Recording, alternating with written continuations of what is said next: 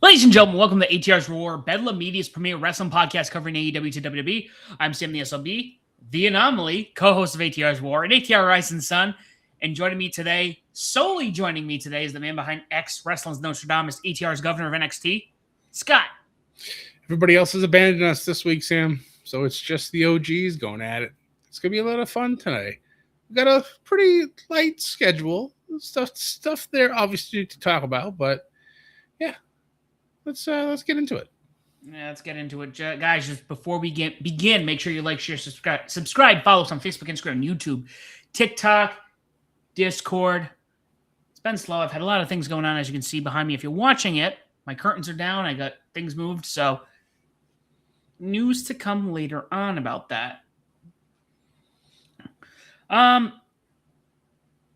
Middle of August already. You know, it's one of the longer months of the year, and I feel like we're halfway through, and we have a bunch of shows coming up. I believe NXT Heatwave is coming up, as well as AEW All In, and shortly after that, All Out, I believe, and then Money in the Bank. Yeah. As you mentioned that, I was like, oh yeah, let me pull up the calendar if I can. Yeah, it's kind of crazy how fast this year has gone. I know I got school starting in a week and a half, and trying to get all the stuff done at the college, and it's just like, wait, you mean it's almost September? Like, wait, what? What's going on? Yeah, I feel like the year just started too. Right? But here we are. We're chugging along. But let's see. Yes, you are correct. So the next one is All In, Heatwave, All Out, possibly the Worlds Collide. Depending, we're still trying to figure out what exactly that is. If it's an NXT and AAA thing, we'll count it. If it's a WWE one, we won't count it. Otherwise, then we got Money in the Bank, Bound for Glory, Halloween Havoc, and Survivor Series. So yeah, a lot of good shows coming up. But yeah, we're good until I think what? Not next week, but the week after. Do our live show, actually. I think we'll be doing our All In and Halloween Havoc pick shows. Mm-hmm. And in the words of a famous band, the years start coming and they don't stop coming. So, so that being said, let's hop right into recent debuts. You've informed me that we've had a couple of WWE debuts. Mm-hmm. Well, one WWE. Yeah, I cannot speak today. One WWE debut and another main roster debut. Mm-hmm. So for this past Friday on SmackDown, Tatum Paxley made her official SmackDown debut, coming up and joining with Alexa Bliss and Charlotte Flair. To help Charlotte get a win over Jade. I think the Jade Charlotte thing, I think, is finally over. That's been going on for quite a long time. So they finally pushed that, I think, to the end.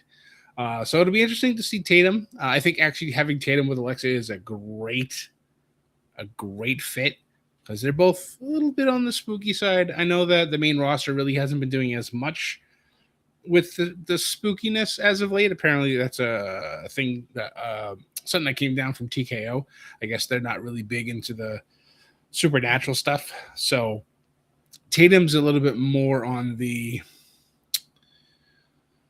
I don't want to say psycho girlfriend thing, but kind of like she has that vibe to her. But she's a great wrestler, so hopefully they can kind of keep her in that same realm and see where she goes. And then on NXT, just this past Tuesday, Zilla Fatu makes his NXT debut, taking out Grayson Waller. Grayson Waller, and I want to say Mike Santana, but Cruz Montana. So he already made his shout out towards Tony D'Angelo. So the men's title is getting kind of crowded at the top. So obviously, Heatwave is coming up, so I'm assuming we're probably going to have either a 4, who knows, maybe a more fatal 4-way, or 5 or 6. Who knows how many people will come out of the woodwork trying to challenge for Tony D'Angelo's heavyweight championship. Yeah, I was gonna say, didn't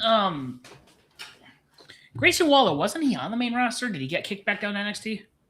Well, I don't know if you want to say kicked down, but I mean he obviously he had his big run on the main roster with Austin Theory. They won tag titles at WrestleMania 40 when we were there. Mm-hmm. They won the SmackDown tag champions. I can't speak either, so this is gonna be a great show, Sam. Oh, I'm so glad. And then once Austin ended up getting hurt, Grayson just kind of faded away for a little bit, and then he resurfaced being the New Day's hype man. He was there for quite a while, and then once New Day kind of fizzled out when it came to television, and then they left, Grayson was just kind of not doing anything. I think he had 1 or 2 matches, got squashed, I think probably by Oba, and then he just disappeared. And then a couple weeks ago, he shows back up on NXT, talking about how soft the men's roster is there, and tries to start making an impact. I mean, I think Grayson did his best work when he was in NXT, so hopefully he can regain, that swagger that he had, and hopefully that'll propel him back onto the main roster and into probably a mid-card title. Who knows? But it's been an interesting thing. He's kind of like stirring the pot in a lot of different places, getting a lot of the guys riled up either to attack him or attack others. So we'll see how it goes, but I'm pretty sure at Heat Wave, there's probably going to be a new champion, especially if it's a multi-man match, because as much as I love Tony D, his new gimmick is very bland. And I know if Ethan was here, he definitely would agree with me on that. There's just, I don't know. As much as I don't think the family gimmick would have made a lot of sense on the main roster, I feel like this current one, he'll be even more lost on the main roster. And I hate to say that because I really enjoy his work. It's just, I don't know, something's not clicking anymore. So we'll see. Well, hopefully that picks up there. Kind of curious how Zilla pans out too. I saw a funny meme. I should have sent it to you. Didn't save it. It was literally the car salesman slapping the roof, and instead of a car, it's WWE, and says, "This baby can fit so many Samoans in it." I mean, I saw a photo too that we're talking about not all, but a whole bunch of different WWE superstars responding to Zilla making his debut, and some of them were just like, "How many Samoans are there?" And Gunther's like, "Whoever's creating these Samoans better retire before I retire him." Just like, all right, well, you got a bunch, to stop, because that family tree, as The Rock showed, is pretty goddamn big. And they're just gonna keep adding and adding and adding and adding. Yep. Naomi just recently added to it, so I'm sure we'll see that child in about 18 years. Mm-hmm. It's they call it long-term booking. That's right. So, with that being said, AEW, they started one of their tournaments this week. I think it was the Continental Cup, where the final is happening at All In, and then the winner just wins the belt. I don't know how I ever feel about this. Like, if there's not... Okay. Royal Rumble 92. If the title is vacated, yes. But I don't like the idea of, hey, we're going to just like... Whoever wins this tournament wins the belt that somebody else holds. The only way I like that is if Mox loses in the first round. Like in a surprise. And it's like, it's kind of like, what was it? WWE did this with Elimination Chamber, where Cena was champion. I don't remember what year it was. He goes in and he takes like every finisher from everybody else, gets eliminated first. It's like, oh my God, Cena's out. There's going to be a new champion. That's how I kind of hope that this goes. Like, whoever, because Mox is champion right now, right? Yes. Okay. So yeah, I would love for him to lose in the first round. And then it's a battle to see who's going to be the new champ, because the champion's out. Mm-hmm. I think that would be the only way this would actually make a lot of sense. Because whenever they do like the Continental Classic, the champion obviously is already always in there. If he doesn't make it to like at least the semis, then what are we doing here? You know what I mean? It's like Yeah. it's almost like a cheat code to get to the end. So I don't know. No, I'm I'm with, absolutely on board. I'm on board with you on that one. I just don't think you have a tournament with the champion in it, and they get like mostly through the tournament. They lose maybe the quarterfinals, yeah, conference finals, and then it's still a bit of a surprise, but it doesn't have that same shock feeling as he lost in the first round. Like what? Like that's crazy. Mhm. Like he slipped on the slipped on the banana peel, and he ends up losing his title. I think that would it Yeah, just make absolutely. because the wrestling's always looking for a shock. That's a perfect one to do. And again, I hate that because I love Mox and he's always been a great champion for AEW, but for these type of things, I feel like either the champion shouldn't be in it and the winner just gets a dedicated title shot, kind of like how King of the Ring is, Mm-hmm. or Queen of the Ring is. I don't know. That's just The only other thing I can think of that would work too, and maybe you'll agree, disagree with me on this, is if the champion goes to the finals and then loses. that'll work too. But then again, it's also like you go in as champion. It's like you automatically feel like you're gonna make it to the finals. So it's kind of like whoever they face, they have no shot. It's like the Undertaker's streak until he ran into Lesnar. It's going to be a great match, but Taker's going to win. That type of thing. You know what I mean? Yeah, and you should do it again. You can't do it all the time. Right. Do it once or twice or something like that. Spread it out. Regardless, I was going somewhere with that, and I totally forgot. But it had to do with the rumors right now. Sean Ross Sapp, very bland statement. Vague statement, not bland. Talking about New Day joining AEW. His statement is, while the sources won't outright confirm the acquisition of Austin Creed and Kofi, it was noted that it is expected they are joining the company soon as well. With All In coming up in August 30th, Cope and Christian slated to defend the AEW World Tag Team Championship against the Young Bucks. What a better way to debut. This is from Bleacher Report. This is one I think we definitely need to be paying attention on because we are about 2 weeks away from All In. Yep. To me, hot take, nothing in the next month is going to be bigger than what happens to these two. Correct. Because if they debut in London, we're going to be talking about that for 45 minutes to an hour on that episode. I wonder if they change it to a triple threat and they throw Kofi and Austin in there. I don't know. Like I said, I'm so far behind still. I think what am I? I'm in the last week of February, so I've watched another, I think, 4 episodes since the last time we've chatted about where I am. So I'm making some more progress. So this is always good. But yeah, I don't know.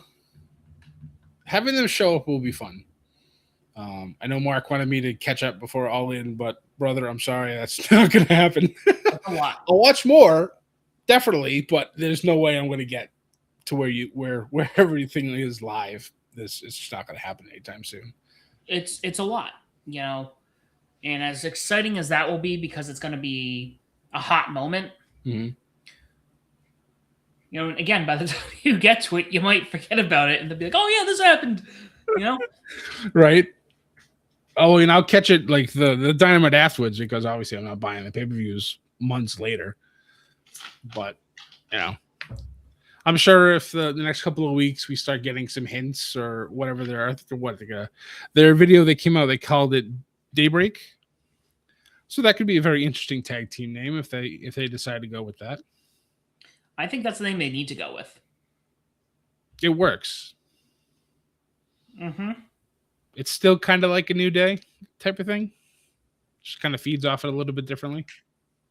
Yep. Bingo. you know, that's where I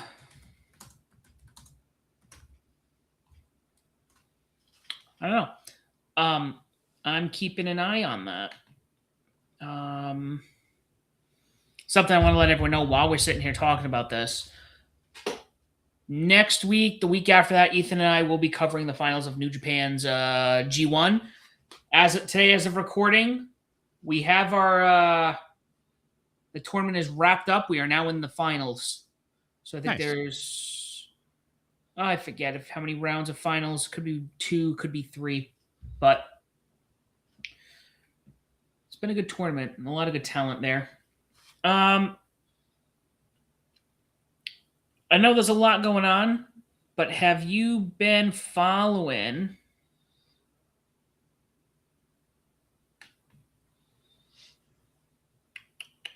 any of Maple Leaf Pro?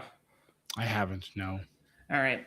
So I think we talked about it. Adam Copeland is actually going to be involved he's going to be wrestling for them. And I was just looking at an article. I don't even know where it went. Mentioned that talking about Tony Khan allowing Adam Copeland to wrestle for them. I don't know. I gotta play. I'm probably gonna watch tonight, tomorrow, because it's a good. Again, I'm gonna reminisce for 2 seconds. That first season of NWA Power, yes, to me is like. I know you'll say it, but I will just state this. It's probably the same as like Lucha Underground in the sense that like you didn't need week to week show year round. You could make the short show, short season. Talent can do whatever they want in between that. Yeah. And it worked. It was great. It was hard not to watch. Yeah. Yep. I still have Into the Fire as one of the songs on my phone. That's just, I listen to it periodically and I just think of like that opening montage and stuff. We got our first taste of Ricky Starks, and we get to see yep. We get to see Nick Aldis, Eddie Kingston, Eli Drake. Yep. It's good stuff. And at the end, unfortunately, the end of the season, I think going into the pay-per-view, or it was at the pay-per-view where Marty Scurll made his debut. Yep. So it's that's the feeling I'm getting. I don't need, and this goes back to, you just told me they're going back to 3 hours of SmackDown in January. Yes. I'm just like, I don't need 3 hours of wrestling every night. Tony Khan did it again. We're going to go over a little bit. It's 2.5 hour Dynamites. And I'm like, bro, first of all, I want to sleep. Right. Half of the people on the other side of the pond want to sleep. Plus, it just makes you Power and actually early Rampage. 2 hour-long shows that made you hungry, gave you enough, left you wanting more, just enough. Yep. And then they quickly turned into Dark. 19 wrestling matches filled into 3.5 hours of wrestling. What? Yeah, I don't know what he was doing. Couldn't tell you. I mean, I applaud him for trying to get as much talent on the YouTube show as you could. But dear Lord, like I gave up after like the first few weeks once they started getting that bad. It's just like I can't watch all of this. I don't have time. It's like Ring of Honor is a good way to explain it. That's why, whether people like it or not, I think that's probably where you could benefit from doing small house show tours. You don't need to be doing the 300 nights a year WWE style. Right. But if you plan it out accordingly, it's like every other week, hey, we're going to do a house show here. We're going to do a house show here. We're going to do a house show here. And you don't have to be in big arenas. I was just looking up old videos of, I was telling Ethan about this. He has no idea because he's not from where we are. Right. But like, I found old photos of WWF in the 90s doing a house show at the Tent or the Warwick Musical Theater in Rhode Island. I'm not sure if you remember the Tent. I know it was a little further south. That was obviously south of Providence. Right. You probably weren't there that long, but where it's now a Lowe's and a Taco Bell. Oh, used to be this tent. It looked like a circus tent. Huh. I think it used to be an actual tent and then became a building, and they still called it the Tent, the Warwick Musical Theater. Yeah. And the stage is this little circle. It's like a circle. It held like 3,000 people or something like that. It's perfect for a house show. Exactly. And it's funny because I was like, looking, how do you do a show here? And then it's ring size. You get the ring on it. People were there. It does look weird. You definitely could not have done a TV taping unless it was like 1993 Monday Night Raw. Right. Yeah. But that's. I think they could do that, and you can stuff as much talent as you want. Yeah. And then you do the meet and greets. You can do all of that. I think NXT right now has the best like house show runs. Like I think it's like every other month they go to like 4 cities outside of Florida and they do stuff. And then they go back to Florida and they do a little Florida tour and then they go back out again. So I think they just did one. The last one I think was like Ohio and like parts of New York and like Western New York and like stuff like that. Like they were in that area for, I think Albany was one of their shows too. Like they were in the area for a little while and then they dip back to Florida. It's perfect. It gives the NXT crowd, or it gives the NXT wrestlers a little bit more of a, an outside of the performance center, so they can kind of respond to a larger crowd. Because those shows fill up because NXT is still a pretty decent hot commodity. I mean, they've been pulling in so much talent recently. So I kind of feel bad for the ones that have been there for a while because all this new talent just kind of come in and going right to the top. So it's like, oh shit. Mm-hmm. But it's still fun to watch. I do still need to catch up on AAA. I haven't watched the last couple of weeks because I haven't been able to. So that is on the docket probably for either tonight or tomorrow. And for me, watching have you watched AAA? Because I know you've watched it live before, but I remember I was complaining to you how every time I watch it, I got more ads than 15 million commercials. Yeah. When I normally don't watch it live, I'll watch it Sunday morning. And for me, the YouTube that I have on my TV, I get 4 commercials. That's it. I do get the blocks sometime. Like they'll do their thing where they have like their QR code and a few shirts on there and like, we'll be right back. And it sits there for like 4 minutes. So I just like fast forward to that part. But yeah, I only get 4 of the commercials. So I feel terrible that you get commercials like, what was it? Like 15 seconds or so, like every like few minutes. If I even like go, hey, because I'm, multitasking, if I skip ahead between matches, it could be 15 seconds commercial. That's crazy. Bro, like what are we doing? I want to skip it because I'm when I'm playing catch up and I'm trying to like see what's going on, I love the whole presentation start to finish. I love everything about everything right now. Mm-hmm. But trying to get it all in, I have to make my sacrifices. So I kind of go the other route and I will skip like, the entrances and if there's a promo, I'll make sure I catch those. But I am making my sacrifices right now. Yep. And that's what's aggravating.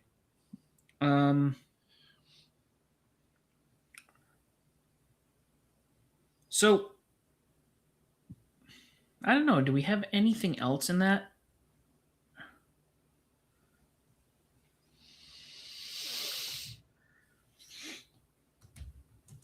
Not in that realm. No, I don't think so. All right, because I found something that we can quickly chit-chat about. All right.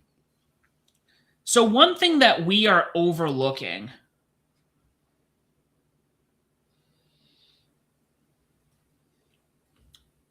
we are celebrating, and nobody's even. I'm surprised WWE didn't even put out a documentary. This is the 30th anniversary of the foundation of the New World Order, the NWO. Not today. I was back in July. Was Right. Bash at the Beach. This past week or the week within the past 2 weeks, it is like the 30-year anniversary of them like appearing on television with the NWO gear. That's crazy. I watched that shit live, Sam. God damn. I'm just woof. Yeah, like I'm gonna go through. Man. Let's see. And it's interesting because, growing up, because I didn't get to watch it live, but I had the DVDs. And once I got the DVDs, the history of the rest, even though it was like, it felt like eons ago, because by the time I had the DVDs, it was all said and done. Yeah. But like, it felt like forever ago. In reality, it hadn't even been 10 years. I mean, not to make you feel old, Scott. 1996 was when I went to kindergarten. So like, Jesus Christ. like, that's how. So like May 26th was when Scott Hall debuted in WCW. So what I'm getting at is the DVDs. You even the extended WCW documentary that they did on the network, which had like 25 episodes or something like that, that covered so much. Yeah. It feels like it's eons, but in reality, it was very quick. It's like Stone Cold, from Stunning Steve Austin to Stone Cold. He really was in. I think he debuted the Stone Cold character like within 2 or 3 months. Yeah, it was recent. It was right before he won King of the Ring. Yeah, so it was before King of the Ring, and then that happened. So think about it, that's a 6 months turnaround from the $1 million champion Ted DiBiase to Austin 316. Yep. So even this, like here, May 26, 96, Scott Hall debuts in WCW. June 10th, Kevin Nash debuts. I don't know why Mabel is here. Mabel was named as a top candidate. That's interesting. July 7th, Bash at the Beach. Mm-hmm. July 29th, Rock House. That's where they debuted the theme. Yep. On my birthday. 2 days, the same night, Lawn Dart. I'm literally reading a What Culture article. I don't know when this was written, but it's the screen. It says July 29th, 1996, Lawn Dart. It's Kevin Nash when he threw Rey Mysterio into the side of the trailer. Oh, yeah, that's right. Yeah, that was where Hogan wrote the NWO, which everybody uses for a very unfortunate racist meme nowadays. But, well, not nowadays, but maybe a year or so ago. But yeah, I mean, God, I have such fond memories of the beginning of the NWO, and just like how revolutionary it was, and obviously Hogan, like, the people's champion, like before The Rock, like just like turning on WCW, and just how quickly it just kind of like exploded into what it became. Obviously, after a while, they got too bloated, and it was like, if you weren't on the NWO, what the hell were you doing on television? You know what I mean? Uh-huh. And you splinter off into the Wolf Pack, and then it's just like it's NWO versus NWO the whole show, and it's just like, yeah, I don't know. It was something. It was something to watch. Like those, like we talk about the 83 weeks that WCW beat WWF in the ratings, and they were putting on stuff that was warranted why WWF was not the top wrestling to watch at that time. But it's even interesting when you look at some of the numbers that they run. I don't know how accurate they are. It could be WWE whitewashed. But like the numbers that WCW and WWE were pulling at that time, Nitro and Raw were the number 1 and 2 shows on television. Yep. And like nothing came close. Even Monday Night Football. Didn't even come close. I don't even think anything comes close now. No. Compared to what those numbers were, no, absolutely not. I mean, there was no streaming services. There were no nothing. Like there was no DVRs, like no TiVos, no nothing to record. So you're literally, I hated it. Every week I had to decide what I wanted to watch. And I'd have to flip channels back and forth every time they go to a commercial or I didn't like a match. I'd flip the other channel, see what's going on. This kind of sucks. I'll go back to the other one. It's like I had to play that game. And it just like kids these days, I hate saying that because God damn it makes me feel even older. They don't understand like the struggle on a Monday night to figure out which show you wanted to watch because, it's one thing I loved about WCW is that they started at 8 p.m. I got that full hour of dedicated WCW, and then Raw started at 9 p.m. So you'd flip to the beginning of Raw because there always has to be something really big that happens at 9 p.m. because they want to pull you in. Sometimes it worked, and I watched Raw the rest of the night. Sometimes it didn't. I'm like, I'll go back to WCW for the night. I'll watch this, and then I'll flip back and forth when they go to commercials. But one of we talk about like the nWo being the overarching big thing for WCW. I can't stress enough, the 8 to 9 o'clock hour was normally the cruiserweight hour. And dear Lord, some of the best wrestling I've ever watched in my entire life happened during the cruiserweight hour, which I think is the reason why I love AAA so much. Because I think it pulls me back to watching WCW back in the late 90s during that first hour before like the big guys show up at 9 p.m. Yeah, had the luchadors going. I get to see Rey Mysterio. I get to see Eddie Guerrero. I get to see Dean Malenko. Chris Jericho when he was there. It's just like Super Crazy and Psychosis and yep. And oh my God. Juventud. There's another one too. It's just like, yeah, it was so much fun to watch. Obviously, Chris Benoit and Perry Saturn. Paul the Radicals in that too. But like, it was great television. It pulled you in.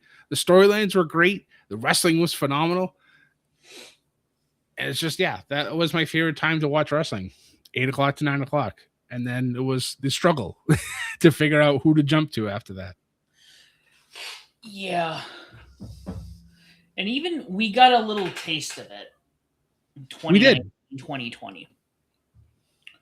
Even during COVID, even in 21, yep, we got a little taste of it, and I think it was still good.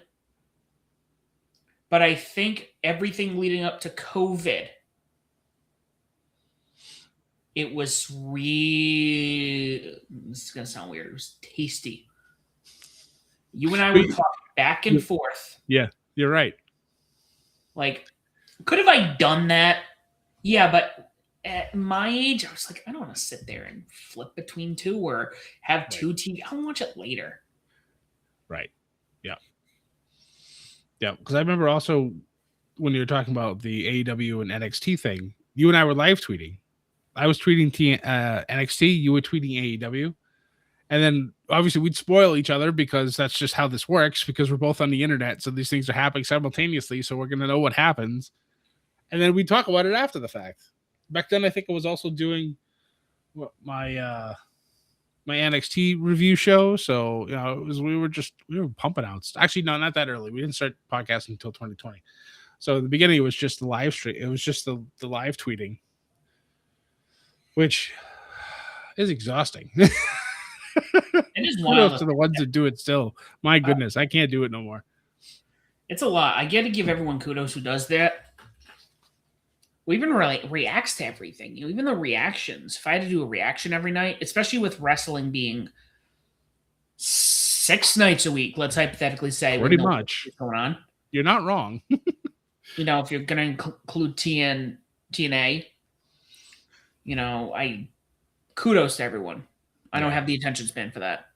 But man, let me say, I would argue.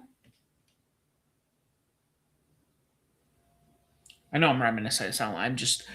We're talking nWo, and I remember being a little kid and getting the Monday Night War DVD, which was an hour and a half long. It's really not a long documentary compared to all the other information that was out there on the later expanded documentary. I'm going to have to rewatch it again. That To me, was that was that was always actually really good. Yeah. Mhm. It's always exciting to me, like to go back, and I don't think people realized how much wrestling changed television and Mhm. how important it was in pop culture and the impact. It's like Star Wars. People will talk about Star Wars and be Mhm. like, "Oh yeah, Star Wars is what it's just another movie." Um, just a science fiction movie, and you're like, um, no, it created the blockbuster. You'd Yep. say, well, Jaws did, and all these other movies. Um,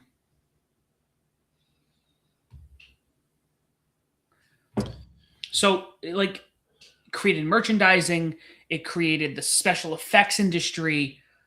Um, so so what I'm Is it next year also their 50th anniversary? Mhm, 77 was when A New Hope came out. mhm. That's crazy. I wish I would have been alive to see that. Like, I remember going to episode 1, 2, and 3 with my dad after obviously when they came out. I don't think I've ever watched the original trilogy in the movie theaters, only because I've owned them for so long. So it's like I kind of have this thing like, why would I want to pay for it twice? You know what I mean? So I already Yeah, paid to no, buy the I mean, movies, so why would I want to pay to go to the theater? so when I was little, I remember in '97, ironically, a year after, not even a year after this is going on. Right. All right, we had the 20th anniversary, Mhm. which is a wild number. Um, Right. and my father took us to the theater to see 4 and 5. I Mhm. remember seeing 4, I saw 5, never saw 6 till years later. Um, which kind of cemented my love for A, going to the movies, like really did, and B, I remember seeing the Battle of Hoth on the Mm. second. My father took us to the theater that just opened up. It's a larger theater. Um, second row I was in the gonna say, theater. wasn't that one you were really close up front for? Yeah, yeah. I just remember being a little kid and seeing like the walkers, and just the whole Battle of Hoth was just like incredible, Yeah. you know. But regardless, not neither here nor there. But like, I don't think people realize how important like that period of time was. Mm-hmm. So, I feel, I feel like we got a little bit like a glimpse of that, and like around, obviously when AEW showed up, wrestling really kind of took off again. I feel the first 2-3 years of AEW was like some of the best wrestling that I think we've watched in a very long time. And then obviously they hit their brawl out and the sparklers at the end of whatever show that was. And it really kind of fell off for a little bit. And then WrestleMania 40 happened, and like that, I think still to this day was peak WWE. Nowadays, I don't know what they're doing sometimes, and it's like, well, boys, come on, do something, please. But I don't know. It's just wrestling's in a wrestling's in a good spot, but it's not in a great spot. You know what I mean? mm-hmm. Like it's not awful television. It's not like I'm not watching this stuff anymore, but it's like I don't know. I feel like there needs to be more soul injected into wrestling. Not a lethal dose, because speaking of the NWO, Lethal injection. but Yeah. Yeah. Well, yeah, we did get a taste of that. I mean, I was at the second Dynamite tape, in which I arguably one of the best wrestling tapings I've ever been to. The crowd was on fire. It was just, I could imagine that was like going to see Nitro in like 96, 97. Right. Yeah. I still need to go to a Dynamite, but unfortunately they're on Wednesdays, and I work. So AEW, you guys need to come to Vermont. like Burlington, like go to UVM. It's an hour and a half away from me, but I'll travel. I'll do it. Just come up here, please. The closest you've come up, I think, is like, obviously besides Boston, I think it's like, I don't know, Albany, Springfield. in Springfield, but like that's still 3.5 hours away. So come to Vermont. We are a small state, very rural state, but Burlington's on the West Coast, and they got some city stuff over there. You could do it. Just please come closer. I'd love to come to a show. Absolutely. Get Scott an AEW show somehow. Right? I'd love to. So, Scott, I think that's all we have. Nice short episode today. We've had a few. I was looking at our records. We've been cranking out some hour-plus long shows. So it's like it's good to kind of roll it back a little bit. Tighten it up, absolutely. All right, Scott. Well, before we head off the air, why don't you tell people where they can find you at? You can find me pretty much everywhere as Scotty J Stream on all streaming platforms and Twitter, all that other stuff. I do all the non-Japanese tweeting for Above the Ring. I also am going to be doing another pack opening show. I've made my decision. I'm going to do it not this upcoming Saturday, but Saturday afterwards. So on the 22nd, I will be doing a pack opening at noon. So stay tuned. We'll have more announcements as things get closer. But yeah, so that'll be fun. Stop by, watch me open some packs. We'll chit chat. We'll be streaming live, so you guys can ask questions, and yeah, so it'll be a good time. And you can find me as the SLB official. We're on all streaming platforms, guys. You know where to find us. Help us get 1,000 on TikTok. Once we get ourselves on TikTok, we can live stream on there, guys. Thank you so much for listening, and as always, do not forget to join the Bedlam. Thanks, guys.